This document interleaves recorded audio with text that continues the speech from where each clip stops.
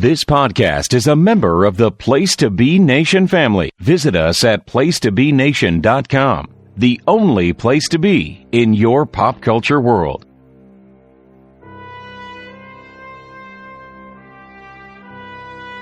Welcome to the Marvel Age podcast featuring the Sarcastic Four. Episode 15, 1971, Part 1.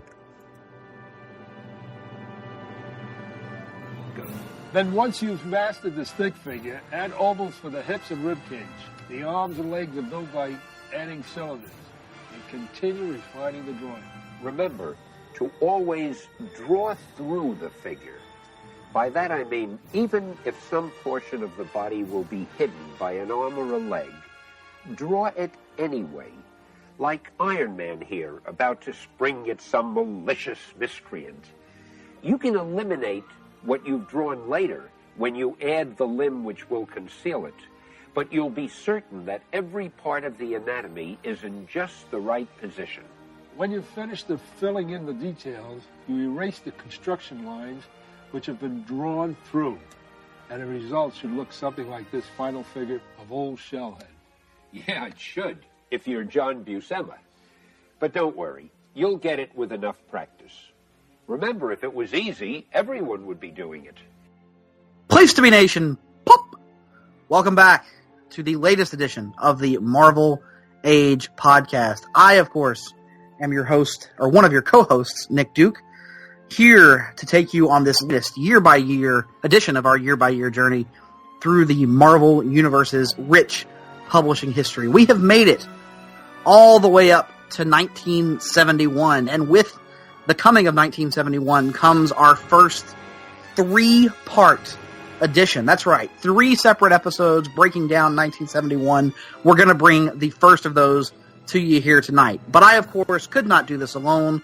With me, as always, are the other members of the Sarcastic Four, beginning with Mr. Technical Difficulties himself, Todd Weber. Todd, how are you doing tonight?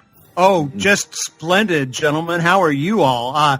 It's wonderful to be here with my 2003 Macintosh Pro iMac piece of garbage that did not come from Stark, shall I say. It's a piece of garbage. So, Apple, thanks for all the help. Really, you're great.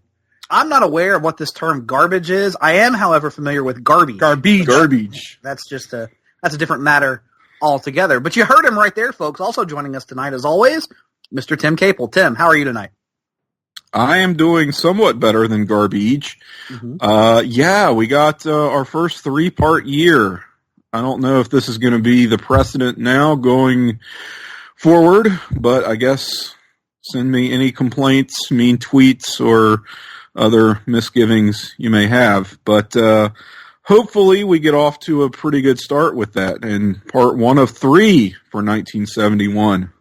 Absolutely. And rounding out the Sarcastic Four, the other half of the Deep South contingent on this show, Mr. Russell Sellers. Russell, how are you tonight? Well, speaking of garbage and coming, I cream, you cream, we all cream for Hulk cream. And that will make sense later in the show. Absolutely. So let's dive right in here, and we'll kind of start this show, or start this year's discussion as we did 1970, because as you know, with 1970, if you've been listening to the podcast a little bit, we changed up the way we were doing this. Rather than outsourcing our reading lists, we decided to insource them and give that responsibility over to Mr. Tim Capel. So we have, some insight here on how the list was formed. Tim, tell us a little bit about how you picked out this first part of 1971 stuff before we dive into it issue by issue. Tell us how you made the sausage. Yeah, how the sausage was made. Well, I'm trying to remember how the sausage was made, to be honest with you. I can tell you that I was looking at it in terms of, let's try to go for like a coherent read, I feel like some of the material that we've looked at has suffered not because it's necessarily bad in a vacuum, which you could argue a lot of it is, but if you look at that in the context of, well, this is the middle chapter of a 3-part story, or it's part 1 of whatever, and we're not going to cover the rest of it. And so I just think that's sort of a difficult way to do this project and it just makes for a frustrating reading experience sometimes, right? I mean, we can all go into business with ourselves and try to fill in the blanks, but then we get together to talk about it on the show, and it's a whole lot of, well, we didn't read this, but here's what happens, right? And I was kind of like not wanting to do that so much and just find the notable stories and get them as complete as we could, even if it's going to be, split across parts of this episode, split across years. That's fine. I mean, we'll cover them eventually, but just to kind of check in on stuff and jump around like we were was maybe not doing it justice and was making it harder on us than it really needed to. So with that being said, I can tell you our first issue, which was 105, I originally had on the list for 1970, and it was in fact published in like December, or had a December 1970 cover date. But it's part of, a story that really begins here in 71, where we are beginning our coverage. So kicked it over into this year, and we'll take a look and see how that turned out. And it's Fantastic Four 105 by Stan Lee and John Romita. But now I'm getting hostful, so I'll kick it back over to Nick. By all means, sir, don't hold off on my regard. So before we dive into the discussion on Fantastic Four 105, let's kind of give some preliminary thoughts. We've been tracking this as we go along, kind of what our expectations are coming in each year. So let's kind of talk about that a little bit. Tim, you kind of built the reading list, so you knew what to expect coming into this, I think. Todd, what were you looking for out of our 1971 reading? I was maybe looking for some interesting things happening on the cosmic side of Marvel, building up these teams, Avengers, and maybe another team which we'll talk about that does not yet exist.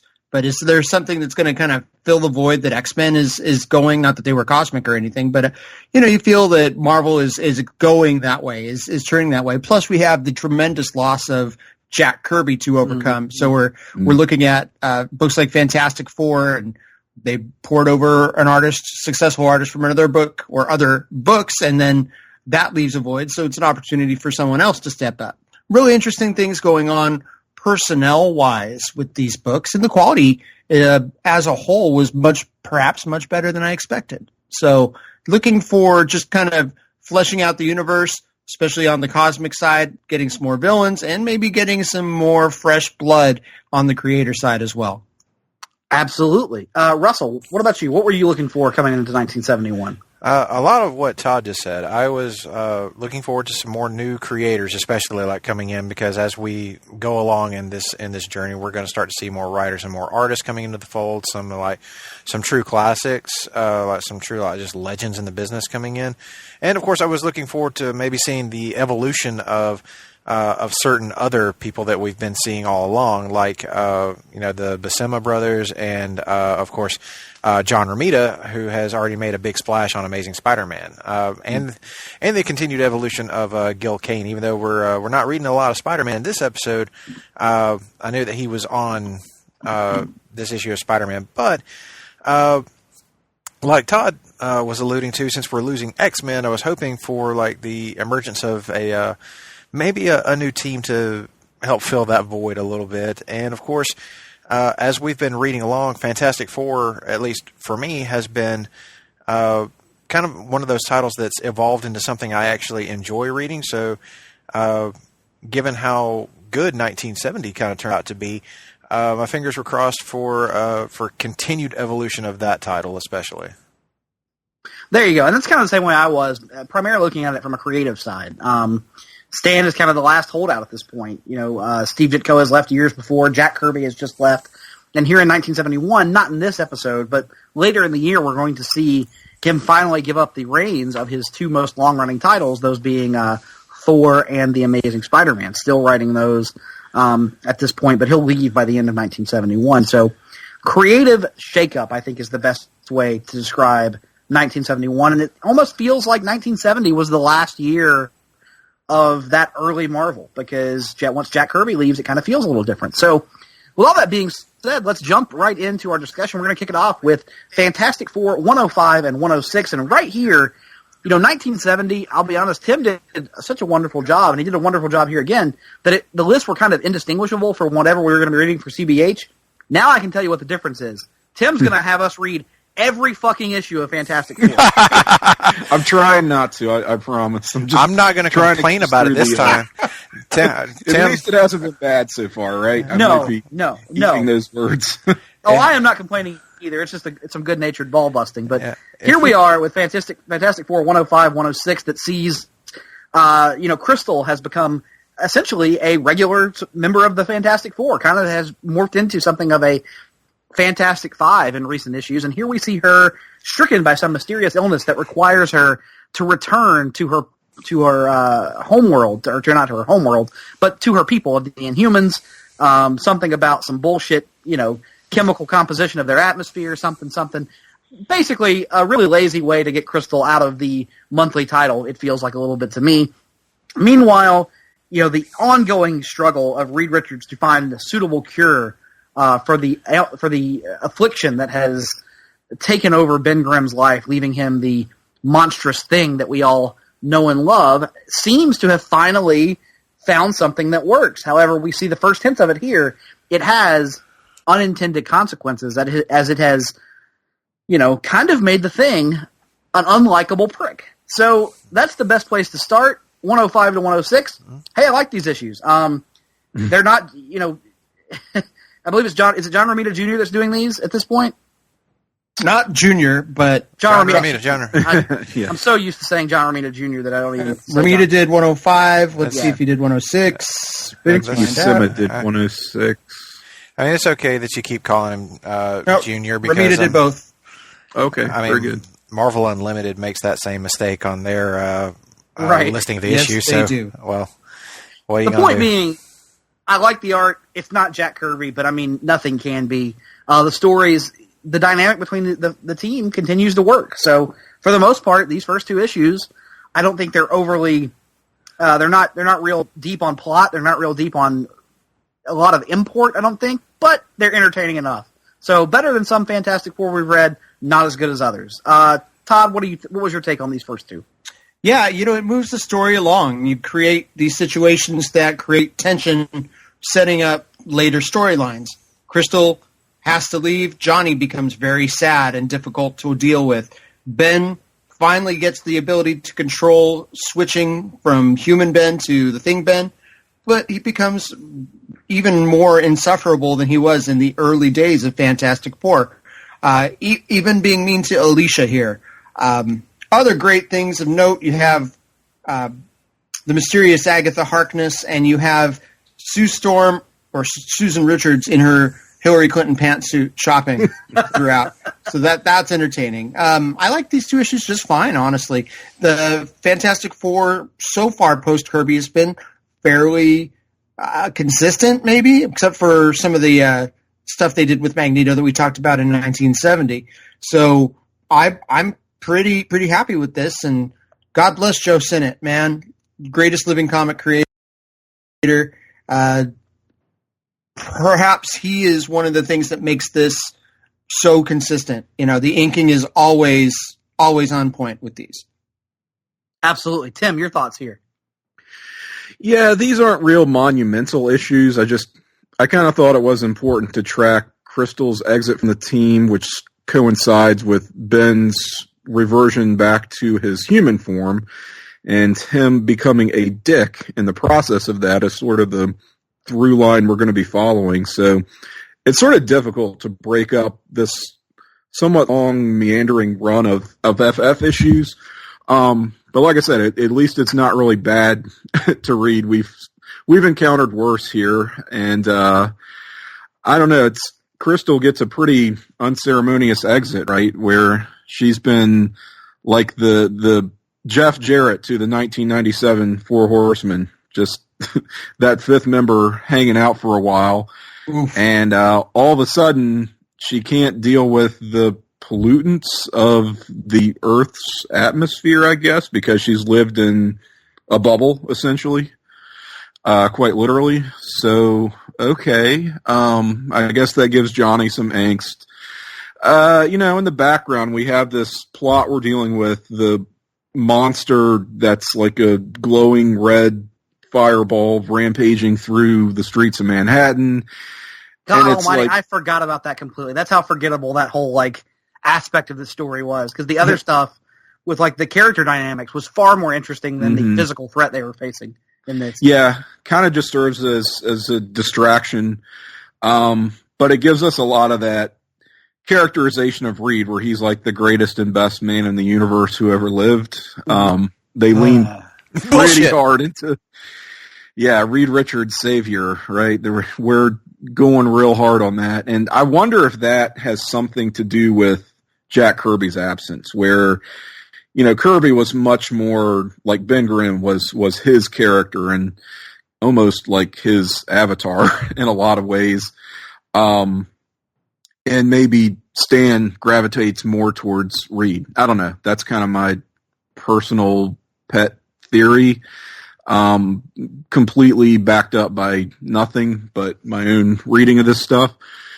Characters look a little bit more fashion forward, I thought, going into the 70s. You've got John Romita, and I think Kirby was maybe less concerned with that sort of thing. So it's sort of a trade-off. You give up the cool Kirby tech that's really come to define this series for Romita's kind of lighter, more stylish touch. John Buscema comes in a couple issues later, so it's going to take another artistic shift. But, pretty decent quality control on the whole here. Trying to look at some of the other things going on in these issues. Did anyone else enjoy this Professor Rambo character as much as I did? He's another one of those old colleagues, right? In the vein of what was the guy's name from our 1970s Hulk issues? Dr. Raoul Stoddard. Yes. So we get another one. Zoltan Rambo. Zoltan Rambo, yes. And his son Lawrence. His son Lawrence, who, he is the rampaging fireball creature. Spoiler alert. Yes. Sorry.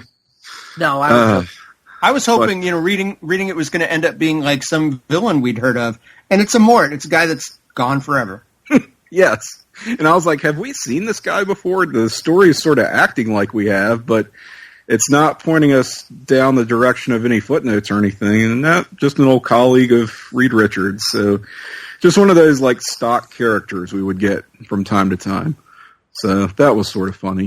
But, and we have a pretty cool display of power from Johnny, who sucks all of the heat out of the Baxter building and freezes it. So don't think we've seen that before. Not sure if we're going to see it again.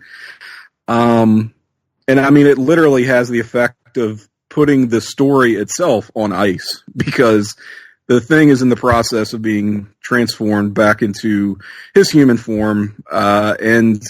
Reed isn't there to ever see the experiment. So we have to literally push the pause button there. And that just gives us some more of that, prolonging this conflict a little bit longer perhaps than it needed to be, but it's fine.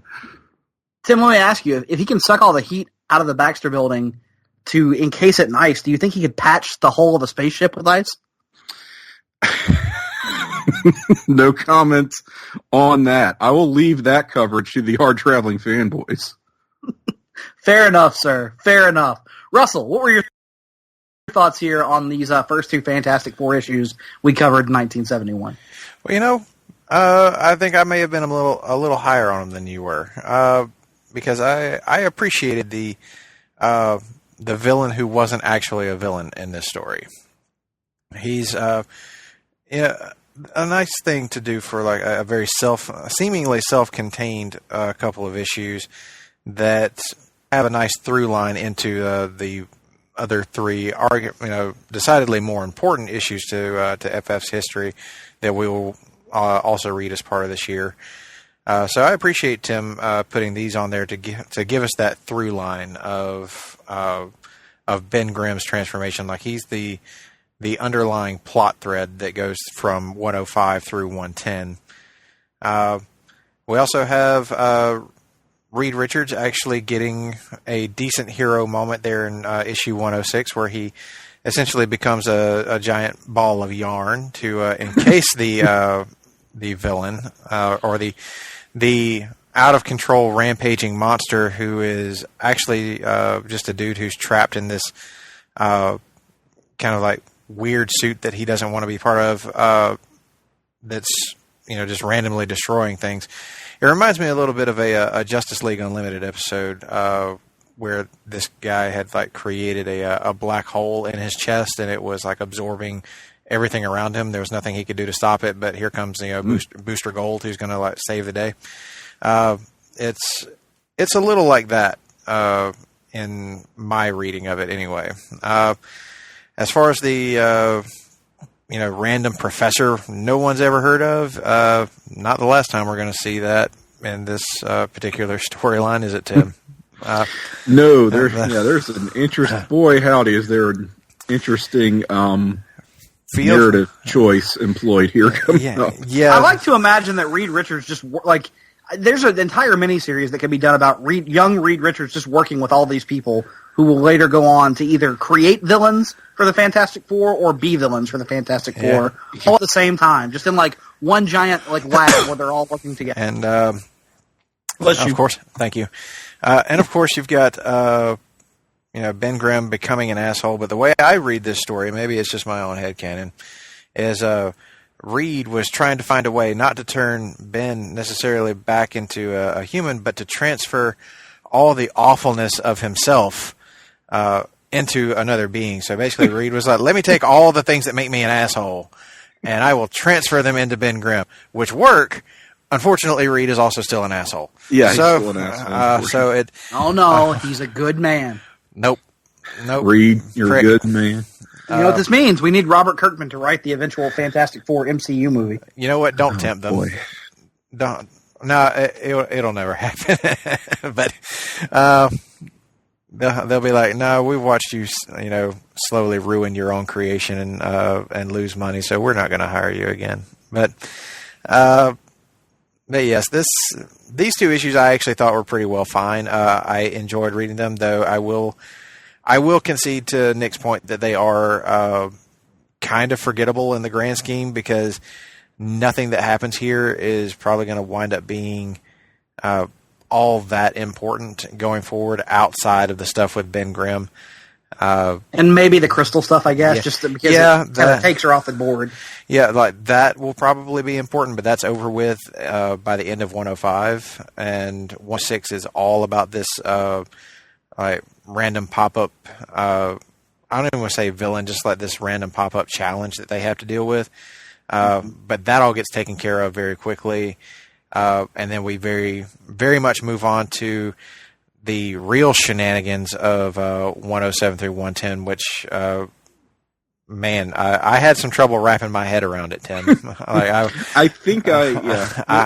As I was reading, I was like, I'm just confused. But we'll get to that whenever we actually about those issues. But these, relatively fine, good artwork, I would say. That's basically John Romita doing a Kirby impression, but a passable one, I would say. And overall, not too shabby. Absolutely. Anybody else got any further comments on Fantastic Four 105, 106 before we move on? Agatha Harkness is still Ruth Gordon, Minnie Castavetti, whatever her name is, and Rosemary's Baby. Good God.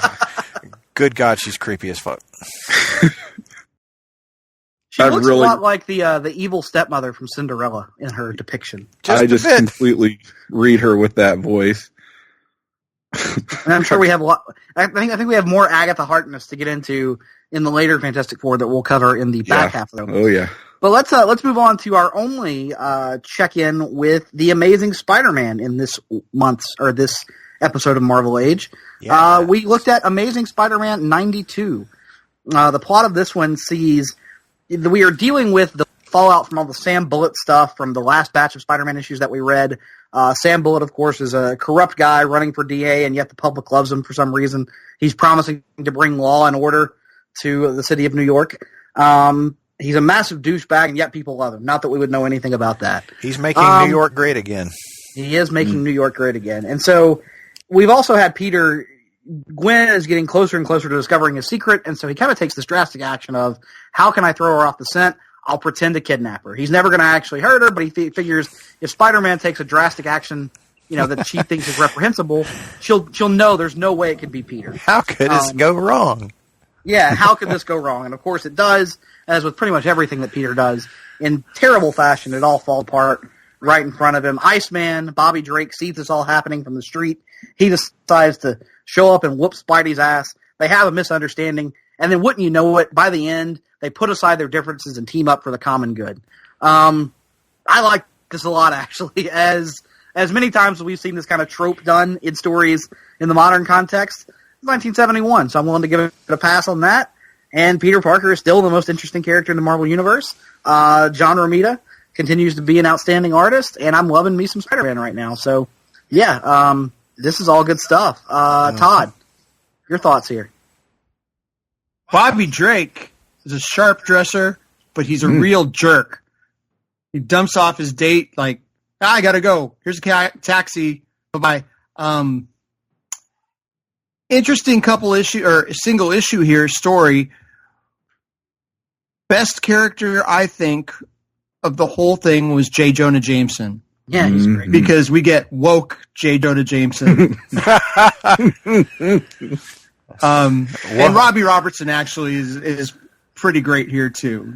Standing up to the man, and really, again, social relevance in Spider-Man, nothing new, but important issues, and the stuff that's happening to me, not happening personally to me, but to me, the stuff that's happening behind the scenes when Spidey's not in costume tends to be a little more interesting than the actual Spider-Man costume fight stuff with Iceman. Yeah.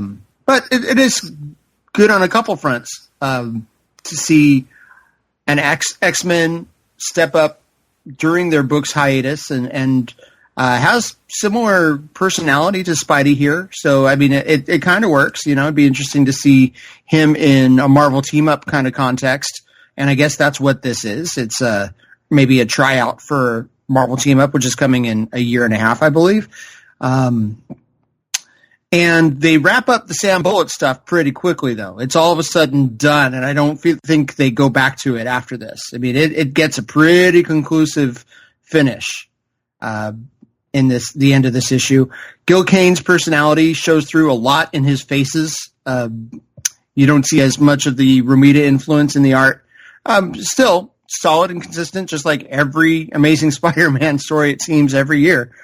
Still the cream of the crop for Marvel at this time. Absolutely. And one thing I forgot to mention, I continue to this entire project has just shown us all, or for me anyway, has reiterated how great of a character Gwen Stacy was. And there's more to her than just the fact that she was killed by the Green Goblin. So I thought she was really good in this issue as well. Plus, Russell, early advocate for marijuana legalization based on that cover. And we'll get into that a little bit later. Later this year, won't we, Tim? Yes, we will.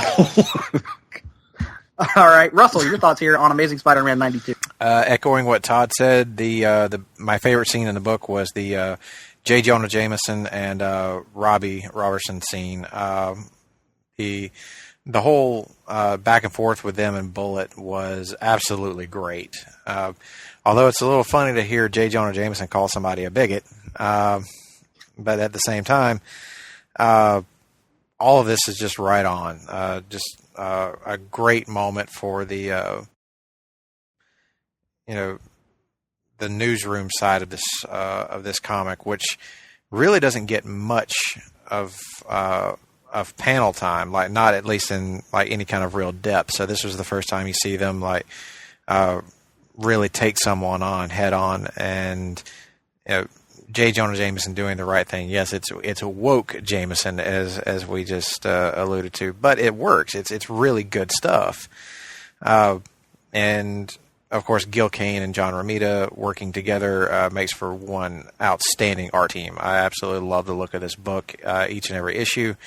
I thought the fight scene between Iceman and Spidey was done really well. Really liked the panel where Spidey breaks his ice bridge. I thought that was a really neat looking thing. And it does kind of wrap up the Sam Bullet stuff really quickly. But, I'm good with that, honestly. He's a character that's been around for, just a little bit here. And I felt like we had really reached the end of his story arc. There wasn't really much more that needed to be done with him. So good overall ending. I appreciate it. Even though this is the only Spider-Man issue you put on for at least this first part, really good follow-up to what was going on from the previous issues, the whole the death of Captain Stacy and now this fallout of it all. This is just some good character work, especially for Peter Parker, who is trying to, figure out how he's going to, deal with all of this stuff that is just like really coming down on his head, and how it's affecting all the people around him. And as has already been said, Gwen Stacy continues to be evolved as a character in ways that no love interest for Peter Parker has to this point. She is a really great character. And it's even more heartbreaking to think about where we're going and not the too distant future. Absolutely. Tim, your thoughts here on Amazing Spider-Man 92? I think like the rest of you guys, I found myself pretty unexpectedly sucked into this whole Sam Bullet storyline that started in the previous issue. And I was really looking forward to the conclusion here. And I will say that issue 91 did not disappoint. I dug it just like the rest of the panel here. And it's interesting that Stan has basically put Spidey up against a problem he cannot solve with his fists or just his wits alone.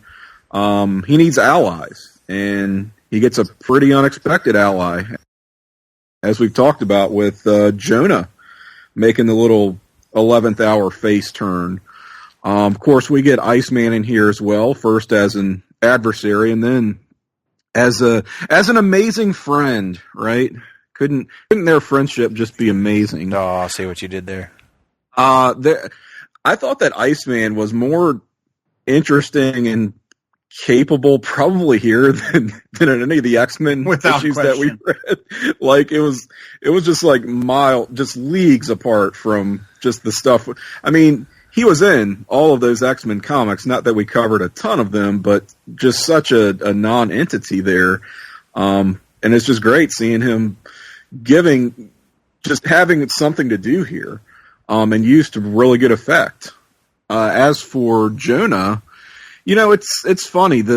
What's always struck me about Jonah was that he's like this big walking contradiction. He's actually kind of a ethical or at least principled journalist who has this enormous blind spot for Spider-Man, but I've never actually read him as an out-and-out bigot. In fact, to tie it back to X-Men, as I do with most things, just growing up reading a lot of the X books in the 90s, you would get, for whatever reason, not frequent, but occasional appearances from J. Jonah Jameson. And he would be like butting heads with some of the asshole politicians on, that side of the pond, guys like Senator Kelly and Graydon Creed. And I mean, he always took him to task. So, I mean, I kind of grew up thinking that this guy was almost a champion for civil rights and just had a hard on for Spider-Man, And I'm glad to see that really goes all the way back to the 70s here. Understand. So good stuff. I appreciated that. Sorry. No. But yeah, I mean, it's been great watching the maturation of Stan Lee's writing, especially on this series. I think he has come a long way. I don't know if it's just a natural growth or that he is now just tailoring these stories to a different audience. And we've talked about this as well. I don't know, maybe a little bit of both, but man, it's just bittersweet knowing that we're not going to be reading this Stan Lee, or any Stan Lee for that matter, too much longer here. Absolutely. Any other thoughts on Amazing Spider-Man 92 before we move on? Hearing none, let's move on to Captain America 133. And this issue is pretty much notable because it sees the formal introduction of Falcon as Captain America's full-time partner. We also get a little MODOK origin story, flashback, told through flashback, and some narration from MODOK himself at the beginning. And other than that, not much else going on. I got to say, of the stuff that was on our reading list, this was probably the biggest. This fell the flattest for me. The MODOK origin was okay. I get why it's important to see that formalization of that partnership, but other than that, didn't get a whole lot out of this one. Tim, tell me why I'm wrong. I don't think you're really wrong necessarily. Although I won't say this fell totally flat for me. There is you have to get past the inherent goofiness of MODOK when you're trying. The goofiness of MODOK is not a bug; it's a feature. I know, and I think if they leaned more into that as a feature, you could get more engaging stories. But this is trying to be more of a serious commentary on the human condition with his it's kind of a fiendish plot, right? Where he's trying to, I guess,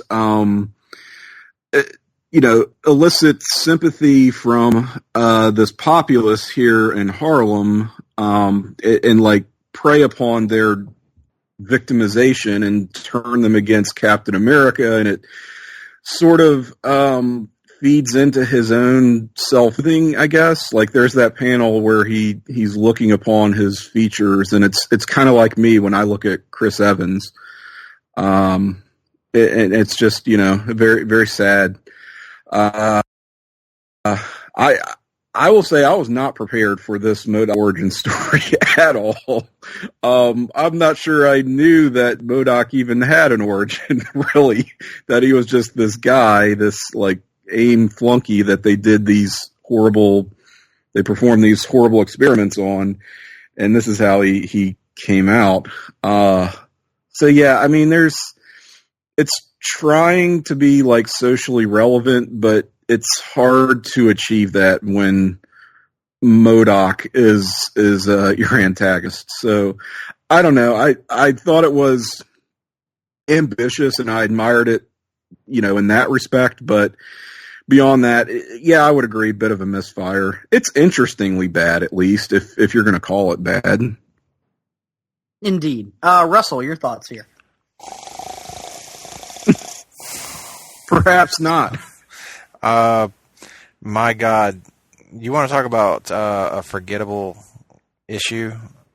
I forgot everything about this after I read it almost immediately. Did not stick with me. I was bored. This is not a great issue. But then again, Cap is such a hit and miss book. Sometimes it's been really great, but this overall just didn't work for me. I just found myself not really caring all that much about the happenings of it. I don't know, just wasn't grabbing me. I don't feel like this was, really a for me kind of book. I just felt bored by it. But it was still a necessary issue to show us, that Cap and Sam Wilson are in fact now partners, or as Cap will come to refer to him in a later book, sidekick. And yeah, I was like, that's not, really all that disrespectful there, Cap. But yeah, it was what it was, and I was thankful that there was only one of these issues on the list. Well, you're welcome. Thank you, Tim. Thank you, Tim. Todd, are you going to stand with Tim on the more generous appraisal of this issue? I have no idea what they're doing here. This is like a phone-in kind of, let's try this out maybe and see if it works. Captain America decides he can trust Sam Wilson, so he shows his face, and they have a lot in common, apparently, right? That's what he says. We're both loners, so that's it. They're lonely guys who dedicated to helping the fella. And that's all. So it sounds like the plot of more than one short film available on the internet. But might be a fan. Yeah. So this is an interesting issue. Gene Colan play a role? I didn't. Chainmail sweatpants. So what? Guys at chainmail.com. What is the one day Tim's going to be a billionaire off of one of these sites. Mm-hmm. It's going to happen. The fun thing about that one is it will pretty much just feature Vernon Wells as Bennett porn. So, sorry. I mean, okay. Talk about letting off some steam. Let off some steam, Bennett. Getting the old pipe. So there's the Bulldozer Man, kind of like the Bulldozer of Plot. The Bulldozer Man. Isn't he just called the Bulldozer in films? Oh, yeah, the Bulldozer. Sorry. Does it really matter? Kind of looks like the Wrecker, I guess. Or no, Absorbing Man. He kind of looks like Absorbing Man. He does all these strange incantations or indentations. That's the word I was looking for. On his indentations, like weird laugh-in tattoos on himself. Dude, there's seriously a 4 does not equal 2 thing written on his chest and on page N.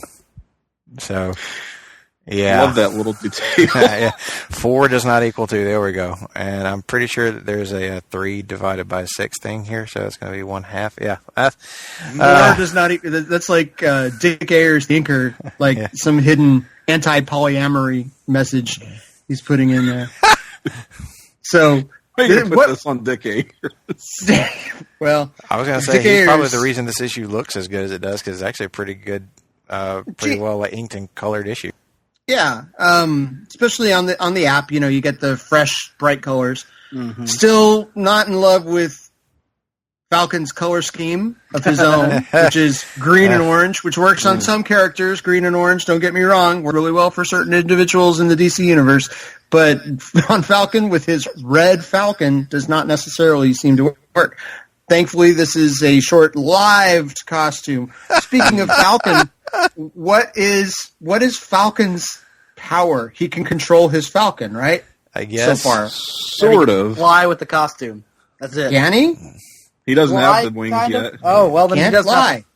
You're just the other thing. Like, Falcon is not Falcon to me until he has the wings. Come on. Yeah. What is this?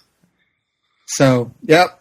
So that's my decision. This is a subpar issue, but again, entertainingly subpar, because MODOK, especially if you read him with, say, Patton Oswalt's voice or Master Blaster's voice from Beyond Thunderdome. Interesting. He's only a boy. Don't hurt him. So this is fine, but not great. Actually, it's not fine. We had a little Tony Stark cameo too in here, where he creates the MacGuffin that takes out the Bulldozer Man guy. And so, yeah, short issue, done in one, sets up the Cap and Falcon partnership, and that's about it. That's notable. Perhaps the MODOK origin could have been something more special, but it was just a page and a half of here you go. We're making you. You're an experiment, and he killed his creator. The end. So, yep, that's all there is to say about this particular issue of Captain America. Absolutely. With that being said, let's move on to something that was a little bit better. Avengers 85 to 86, which kind of sees, correct me if I'm wrong, Tim, we've met the Squadron Sinister before, but this is our first introduction to the Squadron Supreme. And, when we turned over the reading list responsibilities to Tim, I knew there were going to be a few sacred cows on there, the X-Men being the most notable one. I did not know at the time that he had such an affinity for the Squadron Supreme, but I feel like we're going to be seeing a lot more of them on our new and improved reading list, are we not? We are, but I feel like I can justify that on the basis of, number one, this is a pretty noble introduction, and number two, there's just not that many appearances for them before you get to the actual maxi series in the 80s, which is what actually broke me. I don't know if I ever publicly disclosed as far as the reading list. When I realized Squadron Supreme issues 1 through 12, which was like Mark Grunwald's magnum opus, was not on our original reading list, I kind of had a meltdown. So, yeah, I just feel like it's pretty important, and to leave it off was a grave oversight. So yeah. That said, I didn't like this story. I didn't like these two issues at all. Okay. No. I actually have written down in my notes, God fuck the Avengers. Which is something we've all thought it numerous times. Can't with this series. Why is this series so bad? What are we doing? Like, there are plot problems here. This is an interesting introduction to these characters. This entire, like, oh, wow, we met the Squadron Sinister, so this is like what that came from. There's this group called the Squadron Supreme that are like the Avengers of their world, and hint, hint, they're Justice League analogs. Isn't that cool? And beyond being a gimmick, I think there's a lot to that. You know, you can, if you had focused more on these characters and kind of their relationships, do they have personalities? For God's sakes, give us some better just action and cooler fight scenes, which, no disrespect to Sal Buscema, because he's a great action artist. We just don't get very good action scenes in these two issues. But that's not really what we focus on, is it? It's this rather muddled, like, half the team is returning to Earth after a different adventure. Okay, fine. But for reasons totally unexplained, they wind up as phantoms in the future of an Earth that isn't theirs. And then they have to travel back in time in that alternate Earth's history by using the Scarlet Witch's Hex Bolt, which apparently now has time travel powers. Scarlet Witch, her inexplicable, ill-defined powers, which, fine, I get it, that's kind of her character, but she blasts a Hex Bolt and that knocks them back into the past of this world, and now they have their regular, normal, physical bodies, and they're wandering around, and they approach Avengers Mansion, which, why, I guess we can leave that aside, right? Like, in a world of infinite possibilities, you could have a New York City street that looks identical to yours, even though the buildings aren't really occupied by the same people. And, like, is there a Tony Stark of this world who inherited the mansion, and why did these guys, like, it's just, you don't have to answer these questions, but to act like people are not going to be logically thinking that, and there is, again, like, these are interesting things you could explore, and they just decide not to go there, and instead we do this whole, oh, the world's going to end if we don't stop this, like, glorified weather balloon thing, and it's this scientist brainchild who's kind of like MODOK, right? He's he has self-esteem issues and is a genius, but is a evil, villainous mastermind. And it's just, why do we care? Why do we care what happens to this world? Why do we care about this character? I am just so, it was bad. I hated this. I hated this 2-part story. I like the characters, but bad introduction. And I think I've said enough. Yeah, I didn't hate it. It was just kind of, I thought it was passable. Like, I thought it was. I actually like this more than I've liked most of the Avengers stuff that we've read, which is admittedly a low bar to clear. That's because we're still existing here in what I call the Avengers Dark Ages. To hear more about when those Dark Ages end, check out the latest edition of the Longbook Hunters over on the Hard Traveling Fanboys podcast. But I digress. Todd, your thoughts here on Avengers? This has become tiresome. Yeah, I had broken record over there. So their best thing about these two issues was Brainchild crying out for his mother when he was losing. Mother. Thought that was above average. There's some creative things going on. And why on earth is there another Hawkeye? There's a British Hawkeye with a crossbow. Or he talks like a pirate, I think. Is that what they're going for? I think so. But are they doing time travel? And I don't know. Is he doing some kind of riff on the Justice Society? Because a lot of these characters don't necessarily have a direct analog. Who's Tom Thumb supposed to be? Not the Atom. He is supposed to be the Atom. Yeah, the Atom changes his shape. I know. It's a very slight analog, but that is the impression I've always gotten. And so there was like a Hawkman analog there and maybe a Green Arrow-ish. But yeah, that's Hawkeye. And then, as if it's not confusing enough, we've got Hawkeye, Clinton Barton, as we know him, is now Goliath. He's got size-changing powers, and he's Goliath. And he's such a dumbass. Like, these characters, their personalities, these are like the Earth's mightiest heroes, right? And they are beyond the big three that we know. Like, the rest of them are just such cardboard cutouts. And Hawkeye, Blythe, whatever you want to call him in particular, has just been such a dunderhead. But yeah, he's not Hawkeye. This other dude of the Squadron Supreme is Hawkeye. And that's, your Green Arrow tribute. And you get, at the end of this, it is all kind of summed up by the Vision, who is brooding and depressed because there are paradoxes within paradoxes. What does it all mean? Great question. Roy Thomas is obsessed with these things. He is, over the years, with alternate realities and parallel Earths and alternate histories. But I don't know, the quality was okay for a while, and then I went, what's really driving this story? I don't get it. Brainchild, okay, I guess I see it. There was a Justice Society character named Brainwave back in the day that this kind of would work. So, and then in All-Star Squadron later, Roy Thomas introduces Brainwave Jr., that child's son, or that character's son. So I see what Roy's doing, kind of.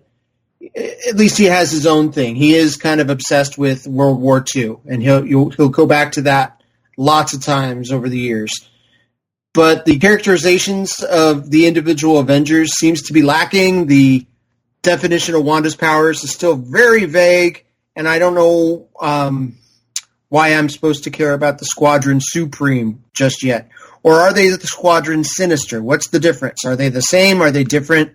Are there different versions of these characters that we don't know about yet? Because on the cover of the first one of these, it was called Squadron Sinister. But they call themselves the Squadron Supreme, I suppose. Yeah, and I mean, as if it's not confusing enough, they don't really take the time to differentiate them beyond saying, well, those were the bad guys. These are good guys. Well, is there something more to them? We're not going to find out in this story, but I guess stay tuned. Indeed. Russell, your thoughts here on 85 and 86? I kind of came down more on Nick's side of this. I enjoyed these couple of issues fairly well. They clear, as Nick said, a pretty low bar that's already been set for the Avengers, although I will say that I liked this story a lot better a few years later when it was adapted into an episode of Justice League called Legends. It was written by Andrew Kreisberg. Problematic Andrew Kreisberg, yeah, that guy, who was fired from working on Arrow and all those other shows. But harassment, right? Yep. But he... Wow. he was definitely inspired by this like 2-part issue, or this 2-part story featuring the Squadron Supreme, as you've got a character in that episode who kind of makes up his own parallel world and creates kind of an amalgamation of the JSA, but they use different character names for them in that episode. But in any case, overall, I thought this issue was, or these 2 issues were decently put together. Not the worst that we've read from Avengers by any stretch, but also, to Tim's point, yeah, not really all that good. And then especially once we get towards the end, things really start to just get a bit on the wonky side, and it all starts to become just like a kind of an exercise in what are we doing. As it often there's just devolves a lot of into unanswered. Yeah, there's a lot of there's a lot of that going on throughout this, and then of course, existential crisis vision at the end here is. Oh, what a great note to end this little bit on. As if the kids reading this, presumably this was still aimed at kids, right? They'll get to the end of it and be like, "Huh, that really did kind of suck, didn't it?" Well, yet will we ever truly know? That's where it leaves you, and I assume that they never really go back to it because they're probably just ready to move on. And you know, I will give them this though. I thought there were a couple of times where Iron Man was written kind of in a way, or I at least read him in a way that he was being a bit sarcastic and more like the RDJ version of the character that we know. But then he goes right back to being boring, so I guess it doesn't stick. Sadly not. Nah. Any further thoughts on Avengers 85-86 before we move on? You know what else sucked? What's that? In 86, did we really need like this 2-page recap? Oh my God! Yeah. Oh yeah. When I first started reading the issue, I kept I was kind of scanning it, trying to figure out when I could actually start reading this issue. Well, I'm sorry, that is bullshit. I'm fine with a little bit of recap, but you need to do that on your credits page, on your first page, which is in this era of comics is a big splash. Do it there in a word bubble or a series of word bubbles, and then move the fuck on. Couple panels, maybe. Yeah, this was ridiculous. This took up about 3 pages of the issue. Right. You can skip 3 pages of this before you actually get into the story. So yeah, that's okay. I've talked myself into Tim's side of the argument just based on that. Just for that alone, fuck these 2 issues. Brainchild suitable creepy though. Brainchild was pretty good. That's that's easily the most defensible part of this story. Well, look, I wanted to like this. Like I'm a Squadron Supreme stan. I wanted to really be into this story, and it was just that's why I think it made me so mad. You know. Going back to the overall presentation is not great, but I'm starting to lean that way, Tim, as I've been getting kind of introduced to the Squadron Supreme in a more like proper way, reading these early issues and their like first appearances. I'm genuinely curious to read more about them.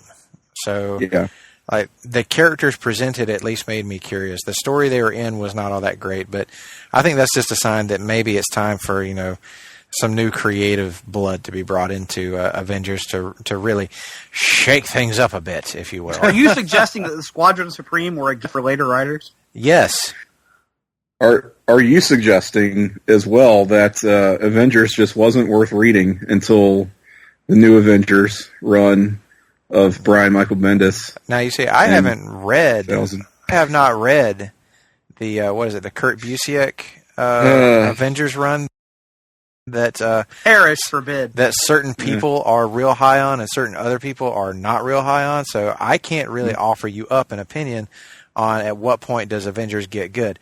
I will say though, people who read one trade paperback on their phone, I did not mean to open this rabbit hole. Look at George Perez art on your freaking phone. For the record, I read mine on my iPad. Other individuals read theirs on their phone, on their freaking phone. And while we're on the topic, folks, don't forget that you can hear all about how there are 11 films worse than The Incredible Hulk on the most recent Hard Travelers for Hire finale, the giant-size edition of the Hard Traveling Family.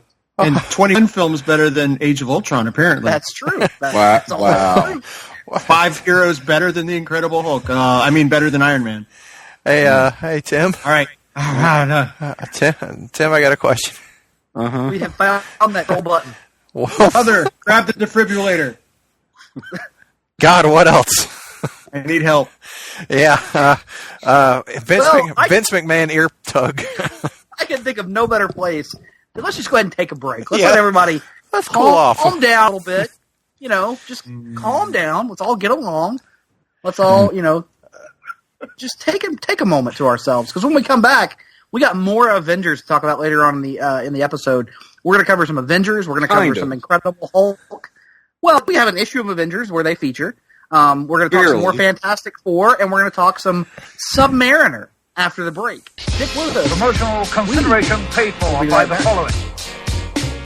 Place to Be Nations, JT Rosero and Chad Campbell here. We want to let you know that we have over 24 podcasts available on iTunes, Stitcher, Google Play, and PlaceToBeNation.com. We now offer them to you on 2 great feeds.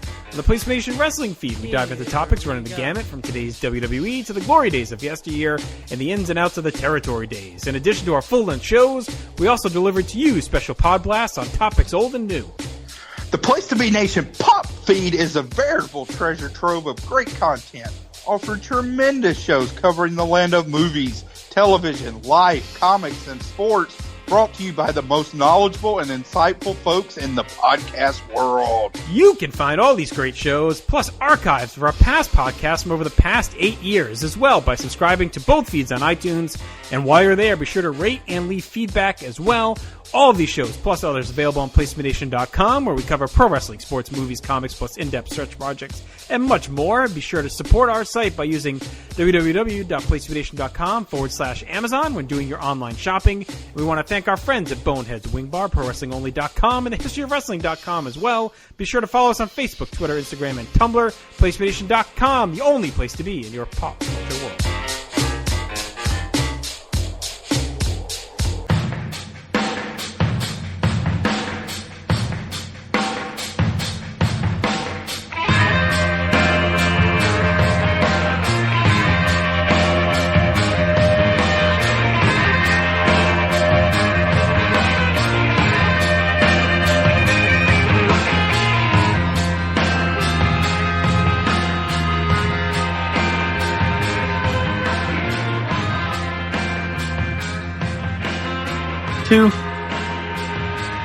Welcome back, dear listeners, to the second half of this latest episode of the Marvel Age podcast, as we are covering part 1 of 1971. Before we jump back into our reading list, we got to take a moment to tell you about all the other great shows we have here across Place to Be Nation, starting with the Pop feed, where this week we had a little something for everyone. In the series finale of DC Post-Crisis Management, our current 2 members of the Sarcastic Four, Russell Sellers and guest Todd Weber, took a look at heroes in crisis and completed Russell's journey that took him across the country to many homes. So I know you guys are relieved to have that over, because now you've announced the debut of your new podcast.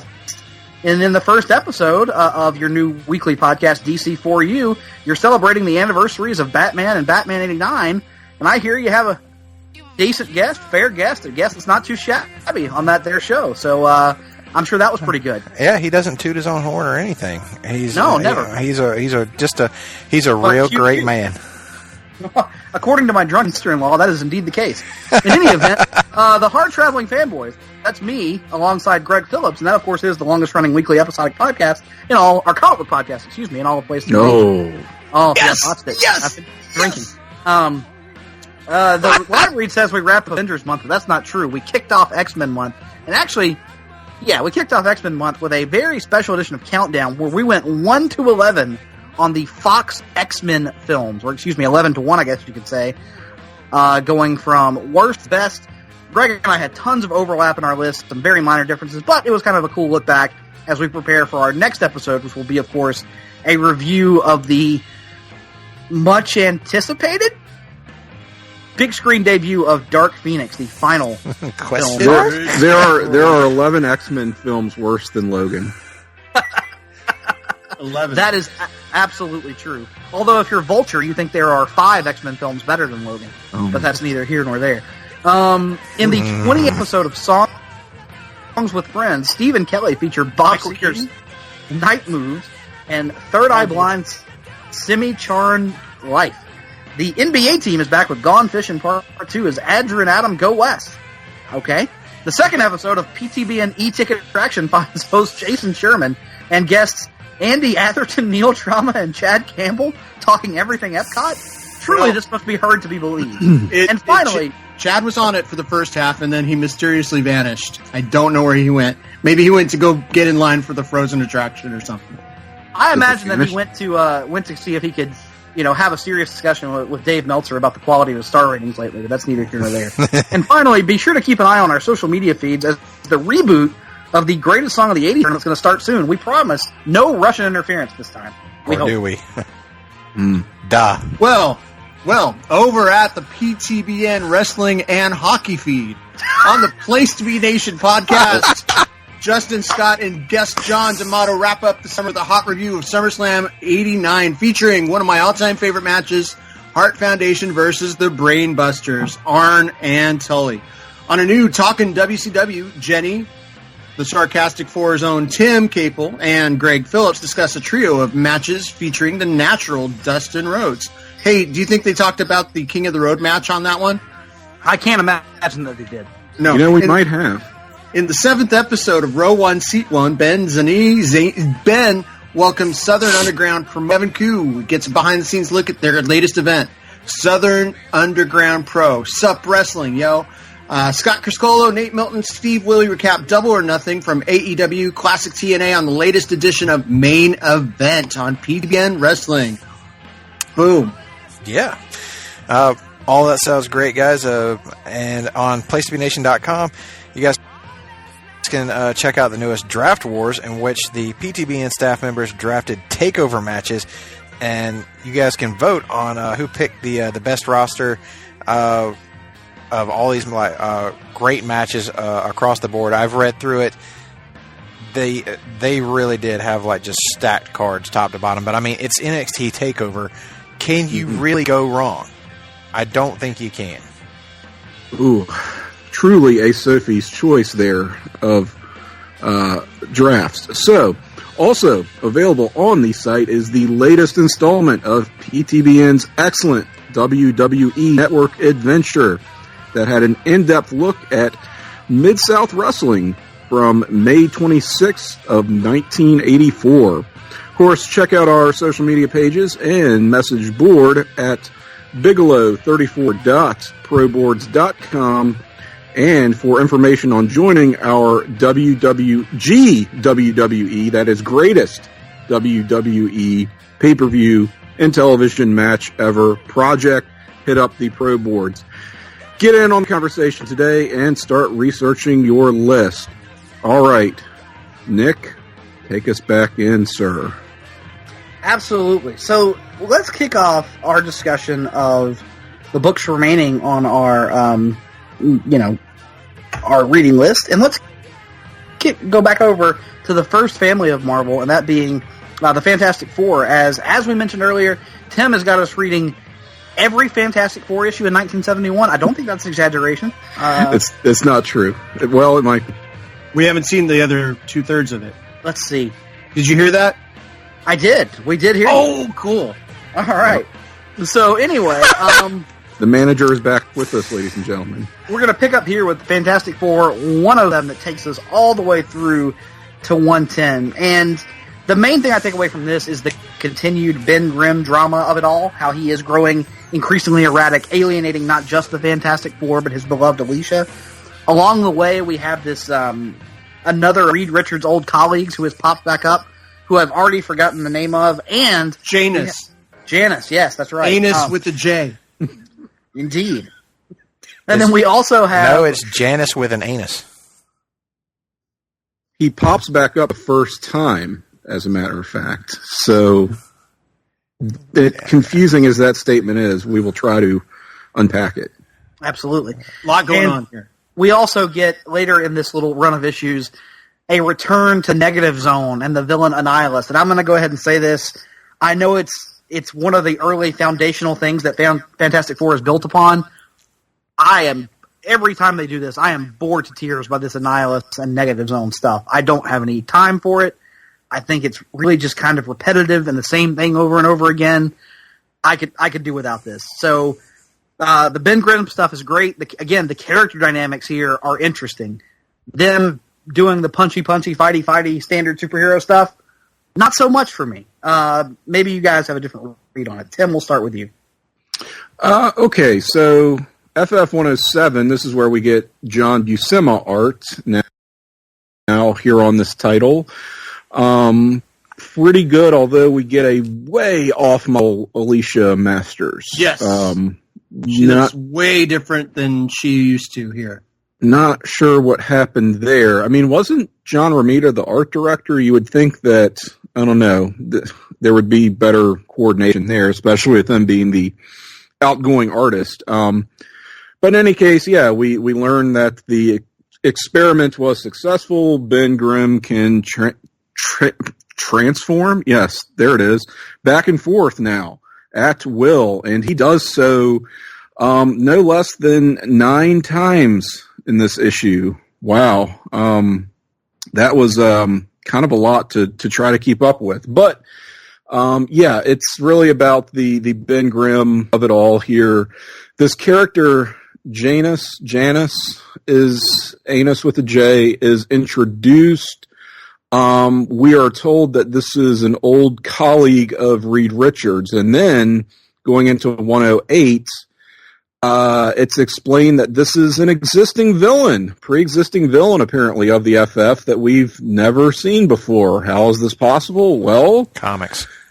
Because issue 108 has the final Jack Kirby art of this series ever. So I take it this was like an unused Jack Kirby story. For whatever reason, sat on the shelf, or possibly it was going to be his last story and was incomplete. Who's to say? But we get Stan Lee trying to repurpose this and construct a narrative around it. So for folks who are familiar with the concept of the fill-in, where you get kind of, what's called an inventory story that's plugged into regular circulation, you get a little framing sequence around that says, well, gosh, this ongoing crisis I'm dealing with reminds me of the time that this happened. Insert fill-in.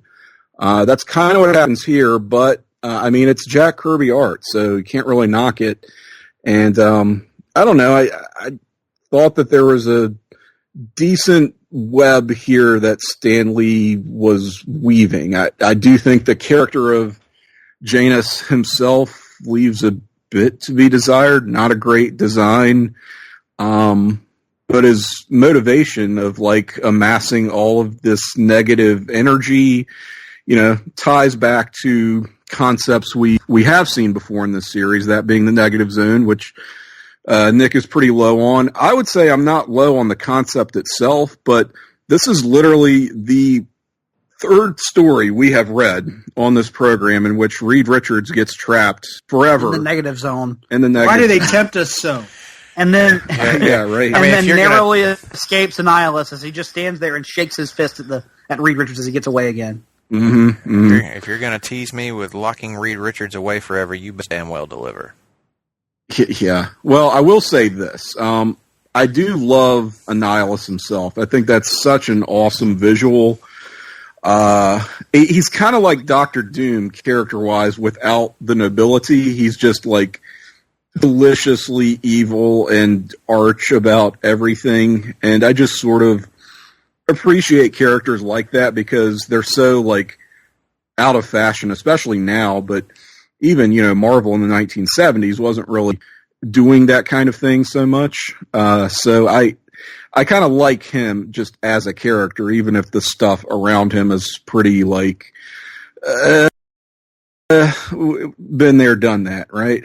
So, read Peril here in the Negative Zone with help from our favorite Agatha Harkness, who is this? Okay, someone help. Is this a 70s thing where there's kind of this interest in the occult, so you get more of those kind of occult themed characters and stories, and we see that Agatha Harkness, more than just being a spooky lady, has some supernatural powers. Don't think we've seen that from her before.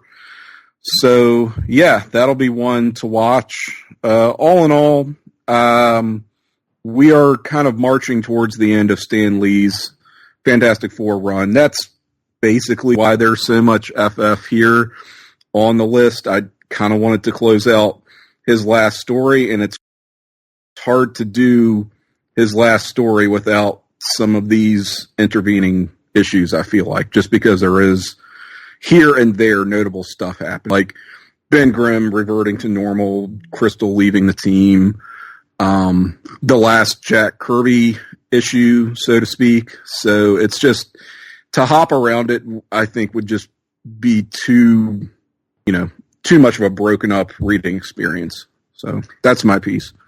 Absolutely. Todd, your thoughts here on Fantastic Four 107 through 110. Yes. Well, it was a long story. Indeed, it was. It was really interesting reverse engineering.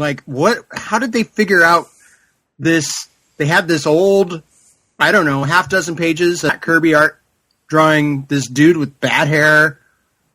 So I was looking for an answer when the light came to me that it was my turn to speak. I was looking up, well, why were the 70s all of a sudden into witchcraft? Where did this come from? Are people talking about Aleister Crowley more and Dark Shadows, I guess? I'm trying to look for cultural things that... When did Night Gallery start? Yeah, I wouldn't know. Night Gallery or Night Stalker? No, Night Gallery. It was you had the Manson murders in '69, which a lot of people at first chalked up to occult dealings. So there was certainly an element of satanic panic starting to catch root in the country, I feel. Rosemary's Baby. We've talked about Baby. Yep. Yes. The Omen. Yes. No. Has that happened yet? I don't think that's The Exorcist, right? 75. I thought for The Exorcist, but I don't remember. I guess that was late. Yeah. I don't know. During 1971, I was but a fetus in my mother's womb, waiting to embark on my journey into the world. But so I don't really remember what was going on with witchcraft, other than in the 70s, except for perhaps my third grade teacher, who that woman was really evil, making me do cursive. How often do you use cursive in the year 2019? To sign your checks. That's about it, right? So anyway, who the hell writes checks? I still write an occasional check for. It would be so much easier to do it like auto pay, but once in a while you have to pay the air conditioner repairman. I think that was literally the last check I wrote. Yeah. Or had to, want to put something in the offering plate and you don't have a set amount each month. And I'm just saying, when there are times to write a check, but yes, it's not standing in line at the grocery store in the checkout, right? Right. No. Oh, gosh, no. Never, ever. Use your phone. You just go boop, boop, and it goes boop, and you feel the vibration. It's done. So this Negative Zone featuring Janus, the Nega Man. He's Nega Man. I found they stretched it out. We learned some things about Agatha Harkness here, not Agatha Christie or any other famous Agathas. I don't think there are any other famous Agathas. Stan's doing kind of a unique riff with this old woman character who is not Aunt May, but could be Aunt May's cousin, I suppose. So there is a resemblance, yes. And there's probably some kind of pixie dust in her hooch joke there. I drafted her in our last comics draft. Well, I don't know if I specifically drafted her, but I used her. So, I mean, she's definitely in that grouping of characters of an advanced age who we would like to read more about, hypothetically. Also, see Madam Web. Remember Madam Web? Oh, yeah. I'd prefer not to. Oh, I hope I used her. Gosh. And now I want to go back and look at that pitch. Anyway, so but enough about this run of Fantastic Four. It is interesting to see Johnny's getting more and more hot-headed and mad about Crystal being gone. Ben Grimm, the Thing, is just being a royal jerk. And Reed Richards is still terrible. Just awful. Awful. Why are they presenting Reed as this selfless hero when it's a hard character to like? Get it? People are still reading this. This is an interesting book, but it's harder and harder to root for these characters, perhaps. How about that? It's hard to find likable traits in these characters. And there are some pretty laughable Sue Richards panels throughout. I shared one with the group chat where it looked like she was having a painful encounter. So no offense to people who are massive fans of Sue Storm, but you've encountered a pretty rough stretch of FF issues when Sue Storm is the most likable character in these 7, 8 issues we read this month or for this episode. Because like you're saying, Johnny has become kind of this mopey douche because of Crystal leaving. Ben's being a dick, and Reed Richards is being as insufferable as always is. So it's kind of normally it's Johnny or Ben that have to carry the character weight, so to speak. And here it's Sue, and that's not a great place for the book to be, in my opinion. As the story reaches its climax, cast the spell, and you see other parts of New York, including J. Jonah Jameson and Robbie Robertson, with the Daily Bugle under attack from a tornado, and we get some classic J. Jonah. Beautiful stuff, and Alicia definitely looks different. Like they're trying to make her look different, stand out from Crystal and Sue, I suppose. The way she looks. Could be, yeah. And I'm trying Could to think be a deliberate choice. You're right. And I guess we're off on 110, and Thing just kind of leaves. Right? He's just done. I'm gonna take my ball and go home. Yes, and we will see where he ends up in our next installment. Okay. Because we're reading all 12 issues of Fantastic Four in 1971. Russell, Maybe. Your thoughts on 157 through 110? I'll get there eventually. It's the murder on the Negative Zone Express that wasn't, because Reed Richards is still alive. That sucks. But also, speaking of weird moments with Sue Richards, why the hell did she decide to turn invisible to sneak up on her son and old ass Agatha Christie? Harkness here.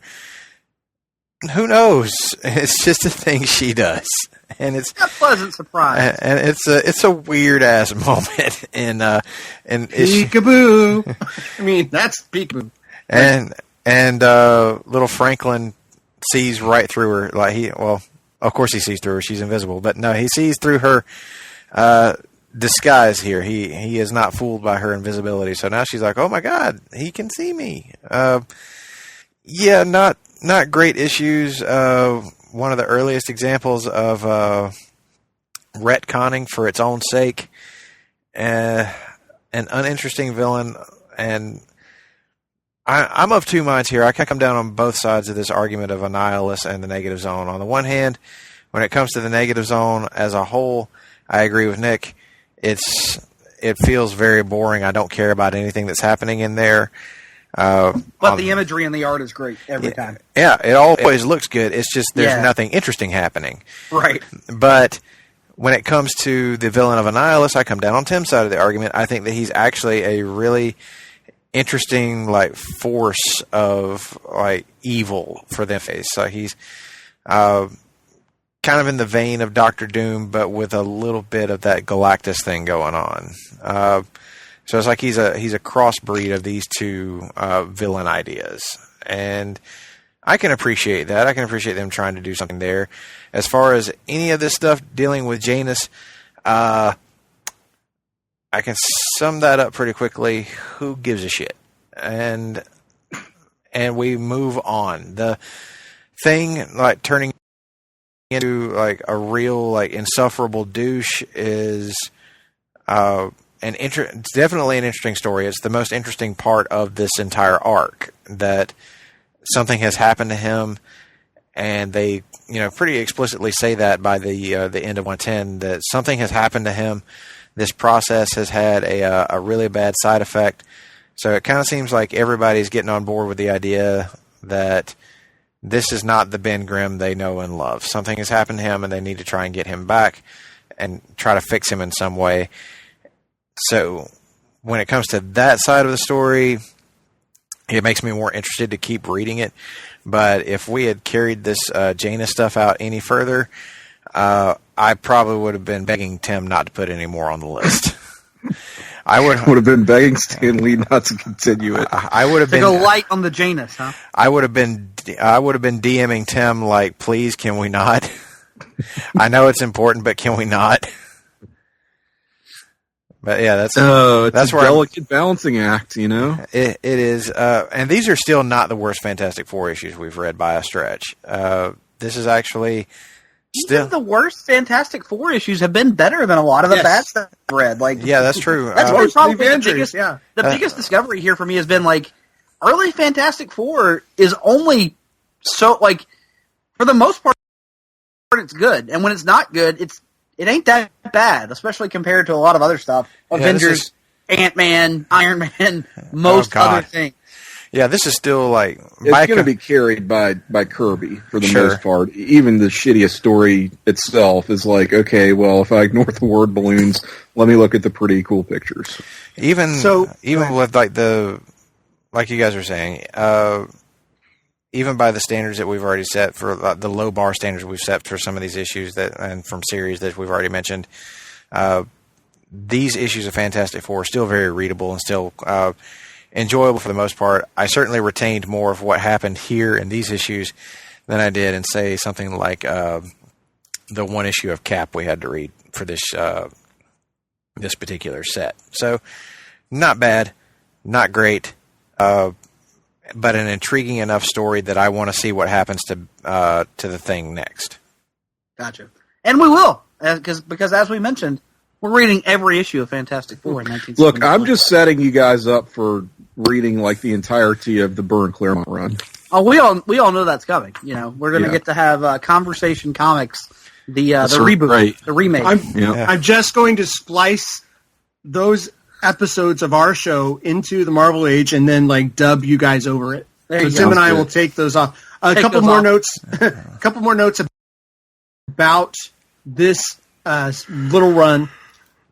Annihilus, I think, is interesting to me because he's never broken through at this point to our Earth, our universe. Mm-hmm. And so the threat of him seems very looming. And so, we still keep him as an unknown, giving him that much power. The other thing is, boy, it feels like we haven't had Dr. Doom in a million years. I know we had him briefly in issue 100, but it doesn't seem like we've had a good Doom, who some people would say is the fifth regular character in Fantastic Four. He's been gone forever, it feels like. Mm-hmm. Mm-hmm. It does maybe since that Silver Surfer story, I don't think we've really read a Doom. I'm sure there have been. FF. Surely there have been Doom stories. We just probably haven't. I would think so. I'm just racking my brain to think: have we just not covered them, or do they not exist, or am I misremembering? I don't know. He's not only ever found in the pages of Fantastic Four. We've seen him in other books like Spider-Man, and I would speculate maybe he was in Silver Surfer or Submariner at this point.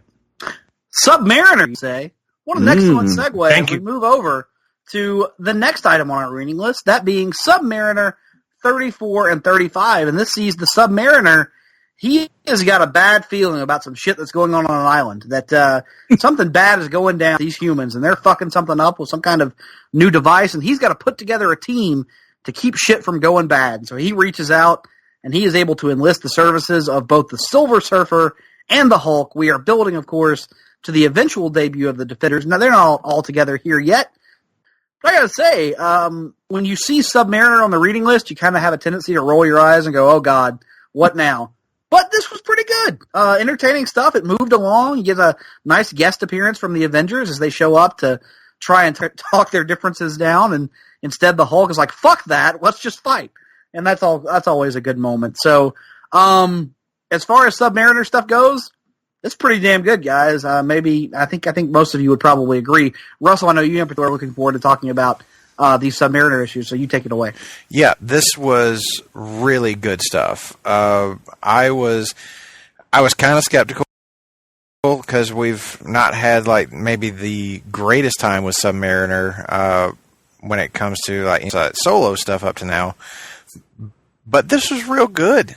This was well drawn, of course, by Sal Buscema, who's one of my favorite artists, and Roy Thomas, the writer, on kind of top of his game here. He had a really good idea by kind of subverting the usual tropes that they put into these issues. Usually, whenever you're putting together a big superhero team or any kind of team whatsoever, they're going to have some kind of big supervillain to fight. That does not exist in this in these two issues. What you have instead is the UN, I guess, or like a combination of countries have found a way to put together this machine using nuclear power. Of course, they did because it's the 70s. That's meant to control the weather. And Submariner surmises that no, this machine is going to be dangerous and is actually going to cause more damage to the planet than it's going to solve. In fact, it could help destroy. It could destroy the oceans and destroy the land by proxy. So he means to save the world and humanity from itself, and to do that, he recruits a couple of other misunderstood characters within the Marvel U, being Hulk and Silver Surfer, and you might think that sounds a little odd, but I think when you read it in context, it actually makes a lot of sense. And these issues really just grabbed me. I mean, we had the usual, like, heroes misunderstand each other, they briefly fight, but then they team up for the greater good. But I really appreciated the way that this was done between both of these issues. I thought that they were both really well thought out, well drawn, well written. Just my easily the favorite Submariner issues we've read yet, and a much better team debut than, say, Avengers. Yes, even though we haven't, we're still in the process of forming the team. Tim, your thoughts here on Submariner 34 and 35? About the same. Who are the people who read Submariner? Well, looks like we are, and pretty pleased for it. I wasn't sure exactly what to expect going in here, and it's just great to see like these heavy hitters all together on the same page with some high octane action scenes. You know, this is the Sal Buscema you want on Avengers, right? And in issue 34, you get this kind of mini conflict on the island of San Pablo, which our trio of heroes, they just effortlessly and almost incidentally end up liberating the small island nation.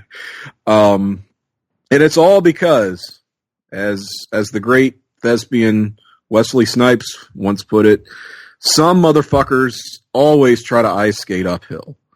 You know, you've got this military, he's a total asshole. He's like the most drunk you can be on the tiniest amount of power, and they just wreck his shit. So that's pretty satisfying. You know, it's just a little backdrop to the overall story and conflict as Russell described.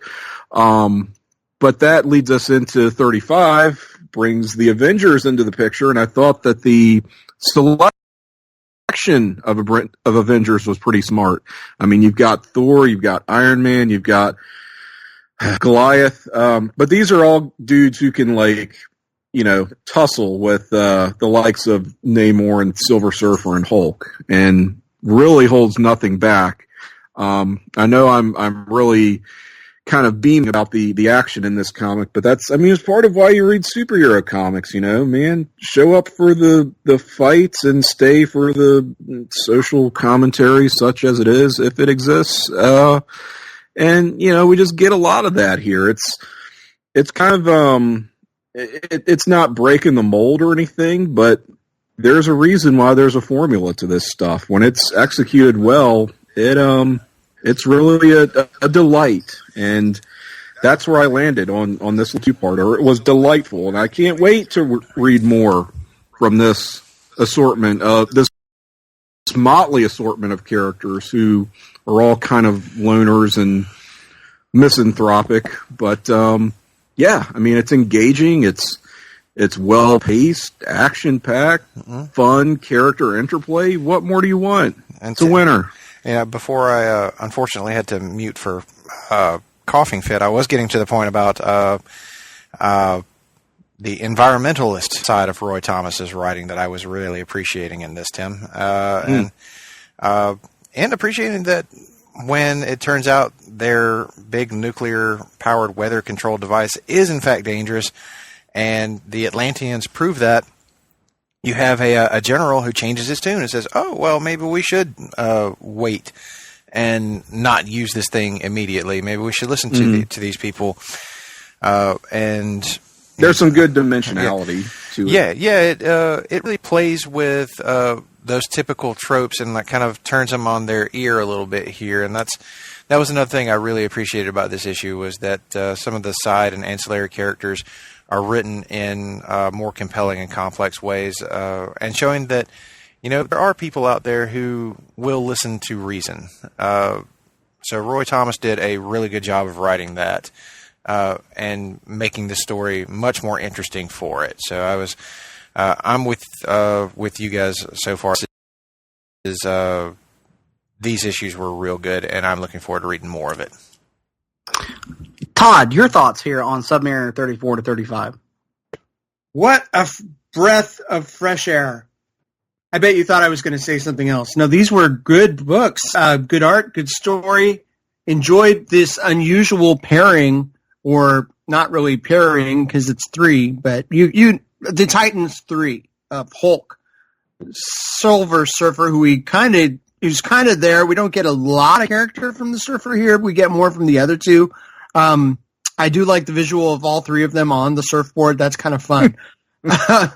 El General is kind of El Generic, but he's got some colorful language here, especially when he calls them the three gringos, because pretty sure that Hulk is the only American one there. But good art, good story. I was not expecting this to captivate me, so I enjoyed it quite a bit. I'm looking forward to the eventual seeing if they revisit this in perhaps a more strange manner. Ha ha ha. And what else was I going to say about this? The Joint Chiefs of Staff have a phone with an A on it. I don't know if you guys caught that. Yes. I thought that was kind of cool. There's a red phone with an A on it in the UN. Well, now, Todd, if you like phones with letters on them, I got a movie for you. Oh, cool. Cannot wait. Cannot wait to not see this movie or to download it illegally, such as some people may have. And, so, yeah. So anyway, Submariner, who knew? Good book. And Sal doing a great job with the art. What a workhorse he has become. He's actually developing his own style. You can see drawings of Hulk specifically and go, that's Sal there, Yeah. It's happening. He does a great Hulk. He does. I'd say that's probably my favorite character that he has drawn in that we've seen so far. So looking forward to reading more of this, and I don't think I have to defend my opinion. Oh, man. Wow. All right, I'm done. We're also getting more of 70s dumb Hulk now. Like, this is... Yeah, that's way better. He's always been dumb, but he needs to get dumber. He needs to just get a lot dumber. He's getting there. I know, I agree, but this is progress, or something like that. What? Go ahead. Sorry. Hulk is no longer the oh God, it's a Hulk story. Yeah. You know, he shows up and it's fine. You know, it actually, they know what to do with him, how to use him. I mean, we'll see more of his own book, and hopefully that'll get more interesting throughout. But as far as when he makes a guest appearance in another book, it's actually something that adds to the story. Absolutely. And speaking of guest appearances, let's jump over and talk about a guest appearance he did this very month as Avengers 88 kicks off a 2-part crossover storyline. The second part of that storyline is wrapped up in Incredible Hulk number 140. This, most notably, is at least plotted by famed sci-fi author Harlan Ellison. I believe the actual dialogue was scripted by Roy Thomas. But this is a Hulk story done from a Harlan Ellison plot. And like you said, Todd, it kind of showcases that Hulk guest starring in other books is a lot more palatable. And we just talked about how the Hulk was getting dumber and dumber. Well, here's a big dose of smart Hulk in this story as we see Hulk essentially, he's shrunk down into, I don't know if they were calling it the microverse at this time, essentially finds this civilization in this microscopic setting, and he falls in love. This smart version of Hulk, he has an entire life, is living a life there and is content, and then is pulled out by this villain Cyclops, which is a terrible name. It's a terrible name for this villain after Cyclops is already an existing character. The Avengers, honestly, the involvement of the Avengers in this, I have no interest in it. But this is a pretty damn good Hulk story for this 2-parter. I enjoyed this. We'll start with you, Todd. What did you think? Yeah, superb, actually. I thought this was really unique, and the definition of unique is very different. This was very different from the other Avengers issues we had, and that's probably just kind of the way this narrator says, you have a mouth, and you must scream the poetry, and then, of course, the typo that says, so cream, Hulk, an impotent rage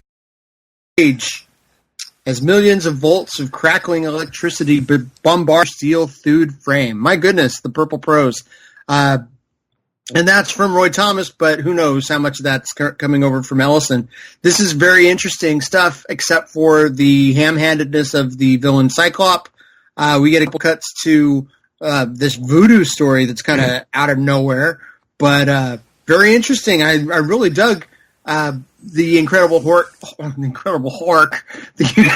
Hulk chapter where we get the microverse that's not the microverse yet, and Jarella, and it's kind of like a precursor to Planet Hulk. He has this whole other life. He gets to be Banner Hulk there, and so he reaches his endedness. He falls in love. He's a leader, and he gets sucked out again, and it sucks for him. Another strong art job from Sal. And just again, I won't say a breath of fresh air. It was just something very different to read, and a little bit more sophisticated, even with some weird stuff such as the Cyclops thing. I loved the view from his point of view, where there's the same panel of the Avengers coming after him, but reflected, 16 times because of his weird bug eye. I thought that was pretty cool in the art. But I think the Hulk chapter was better than the Avengers chapter, but it's a great 1-2 punch. And welcome to Marvel Comics, Harlan Ellison, celebrated author who wrote one of the greatest Star Trek episodes of all time, City on the Edge of Forever, among many other things. Indeed. Tim, your thoughts here? Largely the same. I did probably spend an inordinate amount of time trying to suss out what is truly like a Harlan Ellison idea and what is a Roy Thomas idea. Like, do we think Ellison came up with this Cyclops character? Don't know. It seems a bit, I don't know, that just seemed very at odds with the meat of the story, which is the Hulk finding happiness and love with this character Jarella. Again, the little voodoo subplot because the Falcon is looking for his missing friend. And, God, I had forgotten completely about that. Well, yeah, and because it's completely forgettable and doesn't connect to anything else going on. Like, it leads the Avengers to this, into the Hulk Cyclops thing, but it was like, why? What did that have? What did this, like, voodoo ceremony cult thing, which is probably a little bit offensive, have anything to do with what we're the story we're trying to tell here? We got the worm, the worm that spit glue. That was the cool. worm that spit glue. Yes. Yeah, that was my favorite Goosebumps book growing up. And of course, this is all from the Avengers issue, because Avengers always has to do this, and it was just very, like, you're, like, trying to follow. You know, you're just coping with the story as it clips along, and then you get to the good stuff in Hulk, which is issue 140 of The Incredible Hulk, and it is pretty good. I mean, they accomplish a lot of world building just under 20 pages here.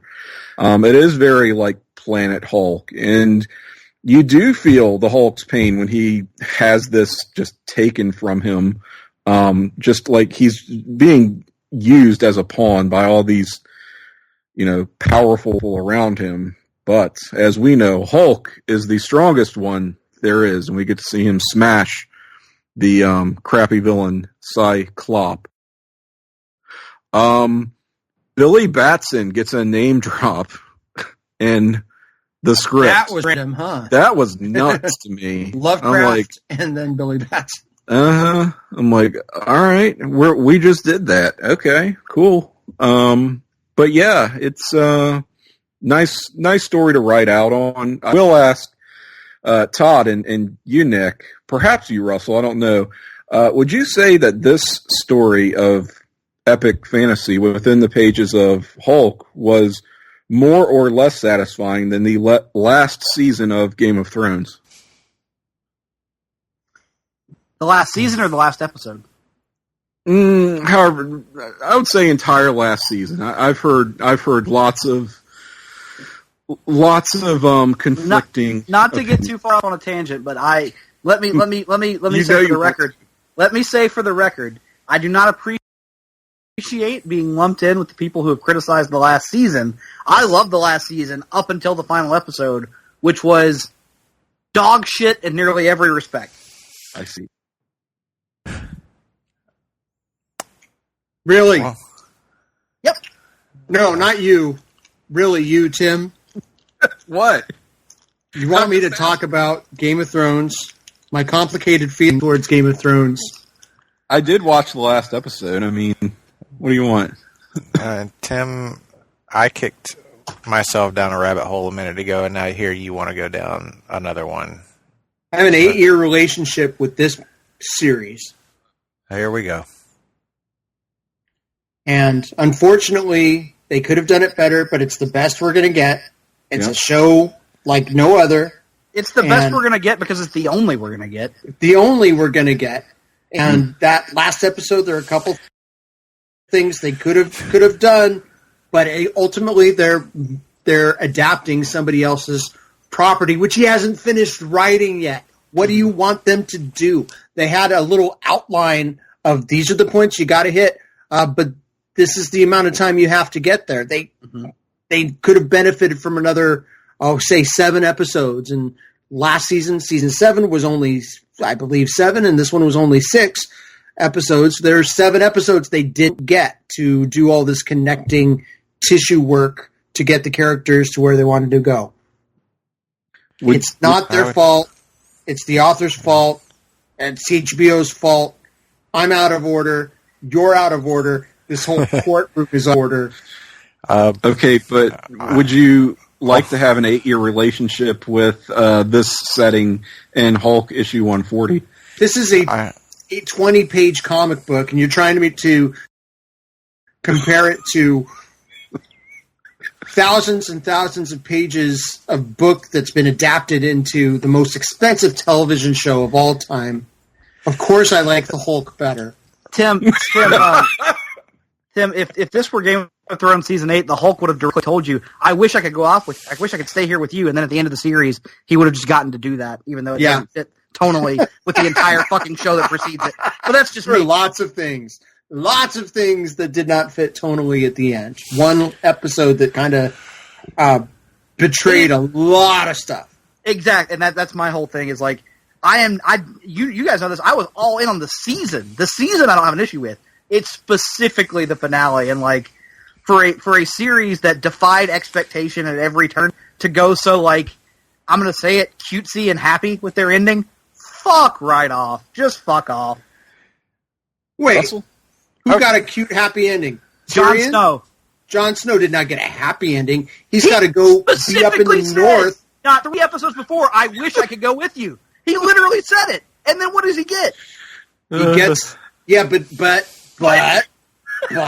he had to kill his aunt/lover to get there. He had to murder the finest POA he's ever had because she wasn't a stinky redheaded wildling. No, give me Ygritte all day. All day. Do you remember what... Oh, my goodness.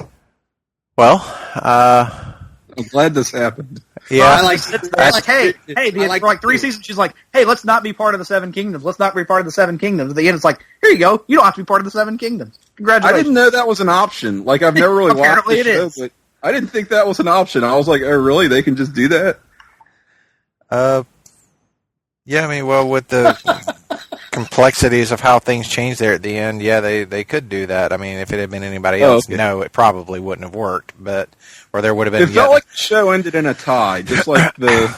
Yeah, like a certain other vote that we had. Everything wound up in a tie, and it left everyone feeling at least one measure of unsatisfied or another. But for me, the dude who's on trial for his life talks everybody in. Yes, the government. I'm with you on that, Nick. That's a bit of an odd thing to happen. Like, okay, they're letting him speak now. Grey Worm didn't just like pull out a sword and behead him right there, just to say, you know what? I'm tired of listening to all of you. You all suck. But be that as it may, and putting that aside. I get Tim's point overall about this issue of Hulk, which I will say I'm probably a little lower on it than the rest of you between these 2 issues. But overall, yes, very enjoyable. Loved Sal Buscema's art, and of course, all that Hulk cream. That's where we were going. That was my joke. But anyway. I think that I see what you're saying, Tim. Maybe this final or this last issue of Hulk that we read here would have benefited from being stretched out over a course of a couple of issues. Maybe not been such compressed storytelling. That I could have done with that. I would have been fine with a couple more issues like that to flesh it all out. And it probably would have been fine. To the Game of Thrones thing.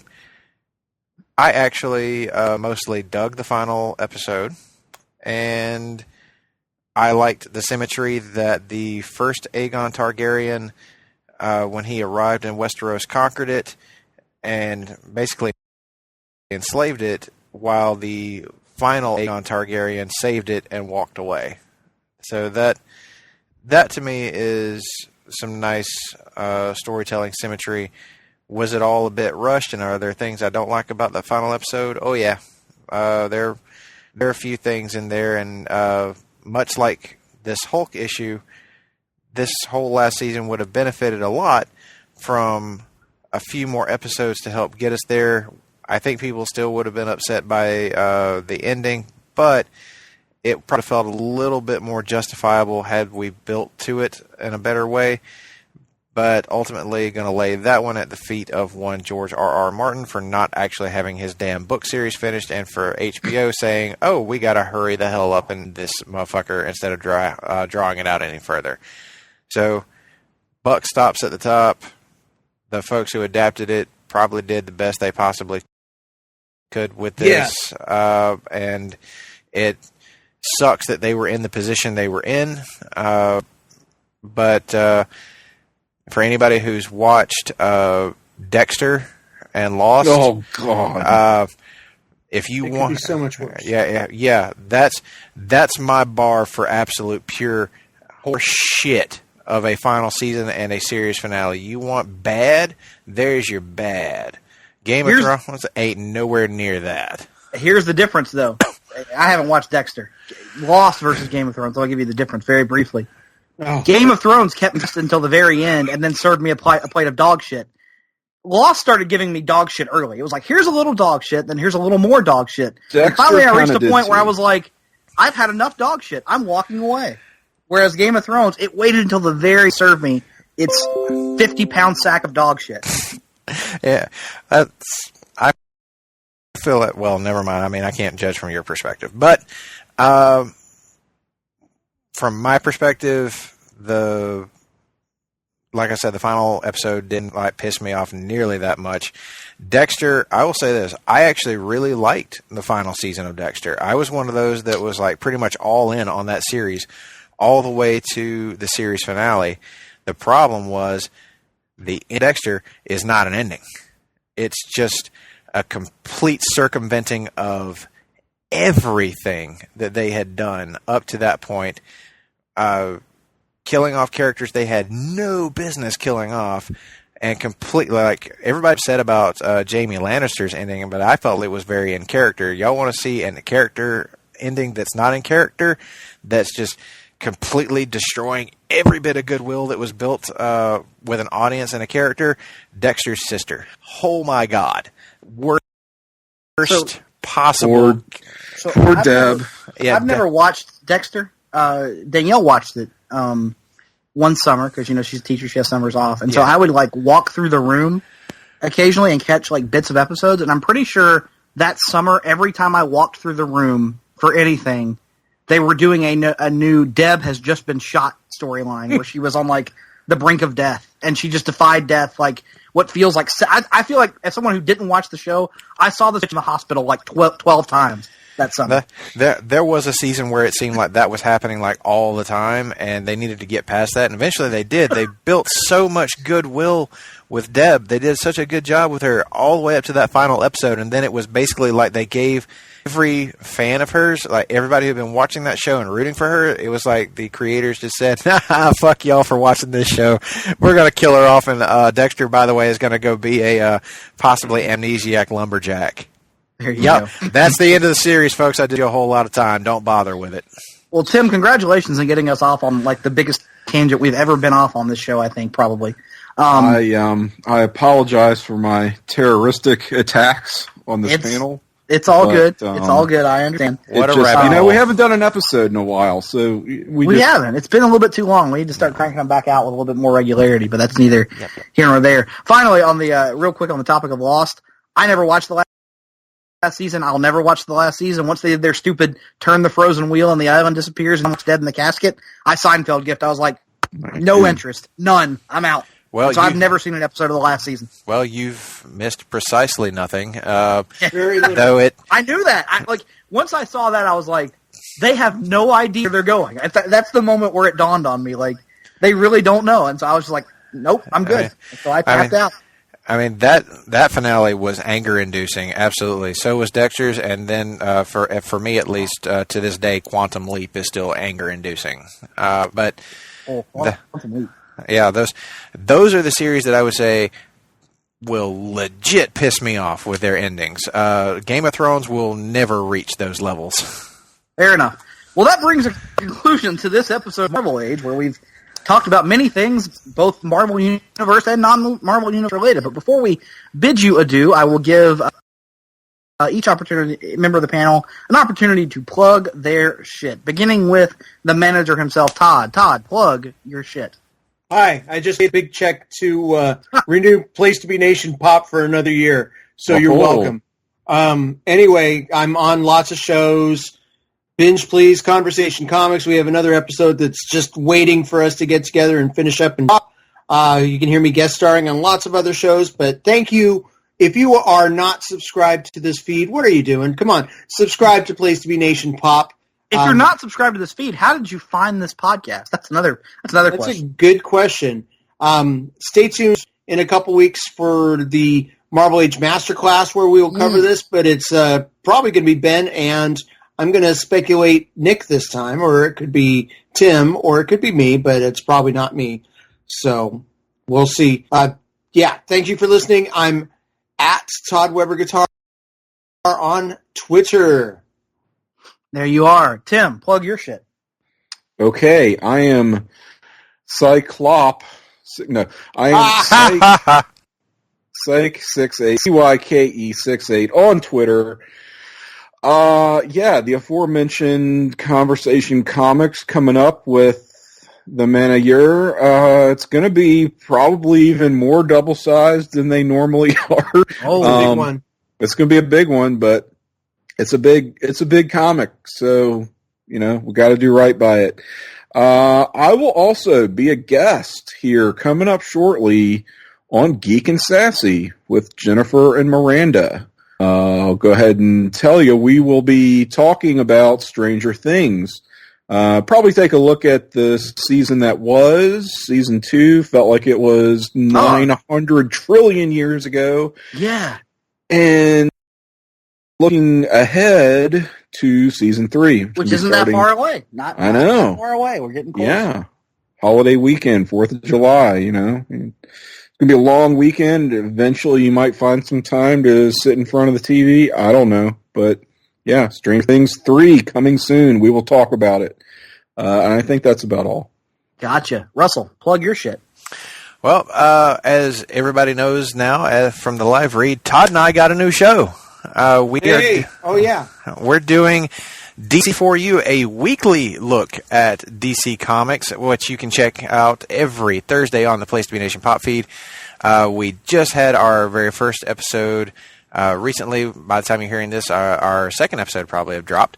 It's been a whole hell of a lot of fun so far. Love, of course, our Marvel comics here on the Marvel Age, but we felt like it was time to do a little delving into DC, because DC is really for everybody, and that's something that we realize on that show. Having a lot of fun doing it. So we hope everybody's going to check that one out and give us some feedback. And, of course, you can send that to me at Russell_Sellers. And, of course, continue listening to us on the Marvel Age podcast. And coming up later in the year, 90 to Nothing will be back for Season 2, probably starting in December. And we're going to come back with a theme season where we're going to be looking at all movies from the year 1990. So that's going to be a whole lot of fun. Me and Sam Neely have a great time watching and reminiscing about these old flicks. So we hope that some of you will join us for that. So with that, that's all I got. Absolutely. I, meanwhile, can be found on the machine at NickDuke87 on the Facebook. I'm often hanging around the Place to Be Nation Comics Facebook page. You can hear my compatriot Greg and I over on the Hard Traveling Fanboys podcast. We are in the midst of X month as we record this. The aforementioned countdown of the the Fox Universe X-Men films that we just completed. It's out there right now in the archives. By the time this comes out, we're going to be very close to releasing our exclusive Place to Be Nation Pop review of Dark Phoenix. And here, is it as bad as they say? Listen to the episode to get the answer on that. And then next week, the next episode, we're actually going to do a little compare and contrast. Simon Kinberg, the writer-director of Dark Phoenix, his stated goal said he wanted to right the wrongs of X-Men The Last Stand. Did he do that? We will tell you, we take a very special off-the-page look at X-Men The Last Stand. Which one is better or worse? We'll answer that question for you in the course of that show. So, check that out. We have lots of good stuff coming your way. Finishing out X month, and then I think we're going to do Spider month in August, or in July. And yes, Todd, theme months stalling until we figure out what our new recurring feature is going to be. It's your show. I just put it up. I just want to, you've never missed a week yet. I'm good with that. Fair enough. And then, this brings an end to this episode of Marvel Age. Next time out, we'll be talking part 2 of 1971. And as always, the reading lists are out there pinned to the top of the Place to Be Nation Comics Facebook page. But just in case you don't have access to that or whatever and you want to read along, real quick, here's what you need to read ahead for part 2 of 1971. Savage Tales #1. Oh, well, that's a good point. I didn't bring that up. Savage Tales #1 was originally on our list for this episode. That issue most notably features the debut of the giant-sized Man-Thing. And sadly, there is no giant-sized Man-Thing on the Marvel Unlimited. At least Savage Tales #1 isn't there. Why? We don't know. Ben, call your people. Get them on it. We'd like to see it on there so we can cover it. In any event, part 2 of 1971 will cover the following material. Fantastic Four, 1 through 112. Amazing Spider-Man, 96 through 99. Incredible Hulk, 141 to 142. Captain America, 139 to 142. And Avengers, 89-94. That, of course, being the Kree-Skrull War. Similar to that. Maybe that's the point where Avengers finally gets good. We shall see. So with all that being said, from the Sarcastic Four, we hope you've enjoyed listening to this latest edition of the Marvel Age podcast. Check us out next time. Enough said.